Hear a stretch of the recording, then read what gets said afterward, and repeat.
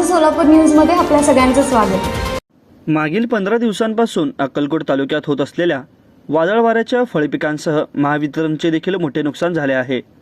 या 15 दिवसांमध्ये लघुदाब वाहिनीचे 142 तर उच्चदाब वाहिनीचे 80 विद्युत खांब जमीनदोस्त झाले आहेत। याशिवाय 11 रोहित्र जळाले असून तालुक्यातील वीज पुरवठा विस्कळीत झाला आहे। 140 कर्मचारी व अधिकारी रात्रंदिवस धडपडत आहेत। यंदा अवकाळी पाऊस वादळी वाऱ्याचा मोठा फटका अक्कलकोट तालुक्याला बसला असून हन्नूर ते किनी या भागात 3 ठिकाणी खांबांवर वीज पडली। अक्कलकोट ते हन्नूर या 2 ठिकाणी विजेच्या तारा तुटल्या। अक्कलकोट शिरवळ परिसरात 4 ठिकाणी झाडं पडून तारा तुटल्या आहेत। अक्कलकोट नागनसूर भागात 33 केव्हीचा एक खांब तुटला असून अक्कलकोट नागनसूर व अक्कलकोट मिरजगी उपकेंद्रामध्ये सर्वाधिक बिघाड होत आहेत। या ठिकाणच्या शेतकऱ्यांपुढे अनेक अडचणी निर्माण झाल्या असून या सर्व अडचणींवर मात करीत MSCBचे व कंत्राटी मिळून 140 कर्मचारी काम करत आहेत।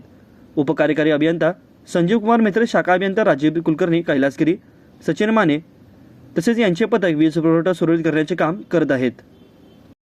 माझं सोलापूर न्यूज या YouTube चॅनलला सबस्क्राईब करा आणि बेल आयकॉन प्रेस करायला विसरू नका।